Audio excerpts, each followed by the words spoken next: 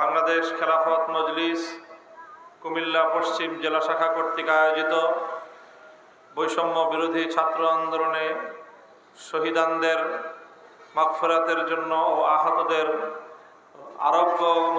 আরোগ্য কামনায় দোয়া এবং নৈরাজ্যবাদ বিরোধী আজকের এই পথসভায় উপস্থিত সংগ্রামী সভাপতি, উপস্থিত কেন্দ্রীয় ও জেলা ও স্থানীয় নেতৃবৃন্দ, সমবেত তৌহিদি জনতা, দেশপ্রেমিক এলাকাবাসী, আমি সর্বপ্রথম আজকে ওই সকল শহীদানদেরকে স্মরণ করি এবং তাদের রুহের মাগফিরাত কামনা করি, তাদের শাহাদাত কবুল হওয়ার জন্য দোয়া করি।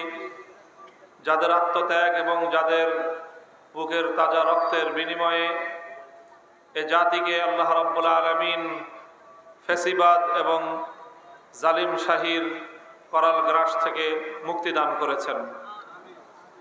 এই সকল শহীদান যারা বুকের রক্ত দিয়েছেন, অকাতরে নিজেদের প্রাণ বিসর্জন দিয়েছেন, 2024 সালের জুলাই থেকে আগস্টের 5 তারিখ পর্যন্ত এই সংগ্রামে প্রায় সহস্রাধিক আমাদের ছাত্র জনতা, এমনকি নারী শিশু পর্যন্ত নিহত হয়েছে। রাজপথে যেভাবে তারা পুলিশের বুলেটের আঘাতে জীবন দিয়েছে, ঠিক তেমনিভাবে ছাত্রলীগ যুবলীগের সন্ত্রাসীদের ছোড়া গুলিতে এবং তাদের আক্রমণেও বহু নিষ্পাপ প্রাণ ঝরেছে। এমনকি ঘরের মধ্যে বেডরুমে বাবার কোলে আশ্রিতা ছোট্ট শিশুও রেহাই পায়নি এই জালিমের জুলুম থেকে। জনগণের টাকা দিয়ে কেনা হেলিকপ্টারে চড়ে আইন শৃঙ্খলা রক্ষাকারী বাহিনীর পোশাক পরিধান করে খুনির ভূমিকায় অবতীর্ণ হয়েছে আওয়ামী পেটোয়া বাহিনী। হেলিকপ্টার থেকে গুলি করে বাসার ছাদে ঘরের মধ্যে অবস্থানরত নিরীহ নারী পুরুষকে তারা হত্যা করেছে। এক কথায় বলতে গেলে একটি সাধারণ দেশের, শান্তিপূর্ণ দেশের সিভিলিয়ানদেরকে, নিরস্ত্র সাধারণ নাগরিকদেরকে এভাবে পাখির মতো গুলি করে হত্যা করার দৃষ্টান্ত এক বর্বর ফেরাউনের যুগ ছাড়া অন্য কোনো সময় এই ধরনের বর্বরতার নজির খুঁজে পাওয়া যায় না।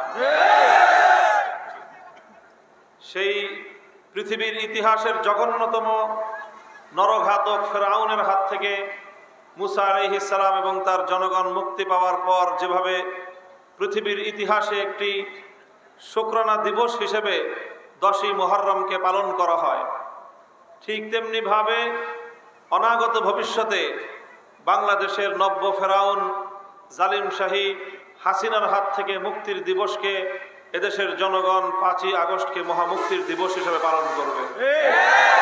আর এই কারণে আগস্ট মাস হবে আগামী দিন থেকে বাংলাদেশের আনন্দ ঘন মাস। ডিসেম্বরের পর আগস্ট হবে বিজয়ের মাস। এই আগস্টের বিজয়ের মধ্য দিয়েই নতুন বাংলাদেশের যাত্রা শুরু হয়েছে। প্রিয় এলাকাবাসী, এই বিজয়কে আমাদের ধরে রাখতে হবে, মনে রাখতে হবে। স্বাধীনতা অর্জন করা যত কঠিন, স্বাধীনতা রক্ষা করা তার চেয়ে বেশি কঠিন।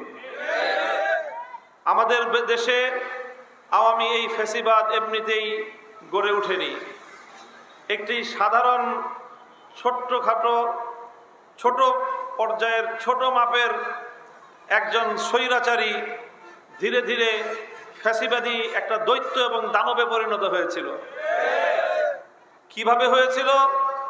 আমাদের বন্ধু নামধারী পার্শ্ববর্তী দেশ ভারতের কসাই, গুজরাটের কসাই হিসেবে পরিচিত নরেন্দ্র মোদীর আশ্রয় এবং প্রশ্রয়ে সে তার হিন্দুত্ববাদকে প্রতিষ্ঠিত করবার জন্য, ইসলাম এবং মুসলমানদেরকে নিষ্পেষণ এবং নিশ্চিহ্ন করার অশুভ উদ্দেশ্যে তার দোসর হিসাবে হাসিনাকে বাংলাদেশে সে প্রতিষ্ঠিত করেছে।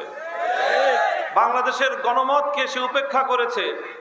এদেশের জনগণের ইচ্ছা এবং অভিপ্রায়কে বৃদ্ধাঙ্গুলি প্রদর্শন করে বিশ্বের সকল আন্তর্জাতিক শক্তিগুলোকে সে উপেক্ষা করে একতরফাভাবে একের পর এক বাংলাদেশের মানুষের ম্যান্ডেট এবং ভোটাধিকারকে ছিনতাই করে তার একচ্ছত্র ক্ষমতার মাধ্যমে বাংলাদেশে তার সেবাদাস হাসিনাকে সে প্রতিষ্ঠিত করে রেখেছে।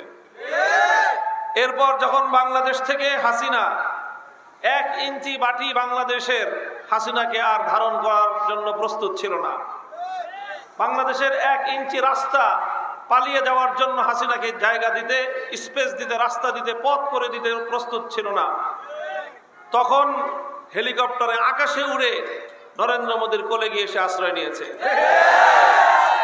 দুটি কথা পরিষ্কার আমাদের। প্রথম কথা হলো এই, যতদিন তাকে আশ্রয় দেওয়ার সুযোগ আছে আশ্রয় দেন, কিন্তু খবরদার দিল্লিতে বসে বাংলাদেশের স্বাধীনতার বিরুদ্ধে, এদেশের জনগণের বিরুদ্ধে যদি কোনো ষড়যন্ত্র করা হয় তাহলে এদেশের মানুষ 18 কোটি মানুষ ঐক্যবদ্ধভাবে সেটা রুখে দাঁড়াবে। দ্বিতীয় কথা, 2009 সালের পিলখানার হত্যাকাণ্ড, 2013 সালের শাপলা চত্বরের হত্যাকাণ্ড, 2014 সালের বিরোধী পথ এবং মতের লোকদের হত্যাকাণ্ড, 2021 সালের নরেন্দ্র মোদীর আগমন বিরোধী আন্দোলনে হেফাজতের নেতৃবৃন্দ এবং নেতাকর্মীদের হত্যাকাণ্ড, সর্বশেষ 2024 সালে অকাতরে ছাত্র জনতার এই হত্যাকাণ্ড, এই প্রতিটি হত্যাকাণ্ডের জন্য শেখ হাসিনার বিচার করতে হবে। অন্তর্বর্তীকালীন সরকারের কাছে আমাদের জোর দাবি থাকবে যে তাকে যে কোনো মূল্যে ভারত থেকে ধরে এনে বিচারের কাঠগড়ায় দাঁড় করাতে হবে। এক্ষেত্রে যদি ন্যায় বিচারের পথে ভারত যদি অন্তরায় হয়ে দাঁড়ায়, ভারতের ক্ষমতাসীন হিন্দুত্ববাদী সরকার যদি এক্ষেত্রে ন্যায় বিচারের পথে অন্তরায় হয়ে দাঁড়ায়, তাহলে তার সঙ্গে রাষ্ট্রীয়ভাবে বিহিত করতে হবে। আর এই জন্য আমাদের দেশবাসীকে আমাদের এই প্রতিষ্ঠিত ঐক্যকে ধরে রাখতে হবে।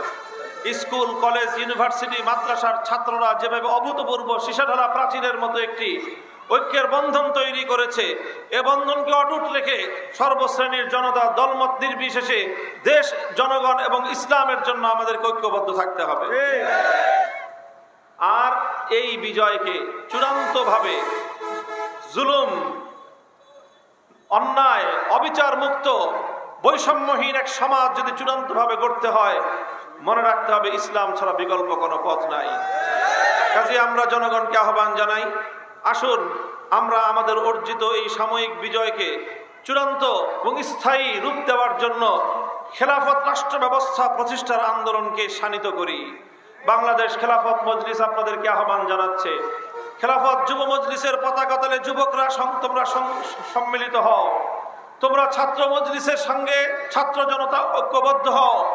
বাংলাদেশ খেলাফত মজলিস জনগণকে, যুব সমাজকে, ছাত্র সমাজকে নিয়ে আল্লাহর জমিনে আল্লাহর খেলাফত কায়েমের মাধ্যমে মানুষের পূর্ণাঙ্গ অধিকার প্রতিষ্ঠার এই আন্দোলন ইনশাআল্লাহ অব্যাহত রাখবে। আগামী দিনের সকল সংগ্রামে, ন্যায় প্রতিষ্ঠার আন্দোলনে, খেলাফত কায়েমের অব্যাহত এই অভিযাত্রায় আমি আপনাদেরকে হাতে হাত রেখে আমরা একসঙ্গে এগিয়ে যেতে চাই, আপনাদেরকে পাশে চাই। আপনারা থাকবেন তো ইনশাআল্লাহ? নাসরুম মিনাল্লাহি ওয়া ফাতহুন করিব। আসসালামু আলাইকুম ওয়া রাহমাতুল্লাহ। সুবহানাল্লাহি ওয়া বিহামদিহি সুবহানাল্লাহিল আযীম। اللهم صل على محمد النبي الأمي وعلى آله وسلم تسليما. يا حي يا قيوم برحمتك نستغيث أصلح لنا شأننا كله ولا تكلنا إلى أنفسنا طرفة عين. سبحان ربك رب العزة عما يصفون وسلام على المرسلين والحمد لله رب العالمين. আপনারা দীর্ঘ সময় ধৈর্য ধারণ করেছেন। আসলে পথে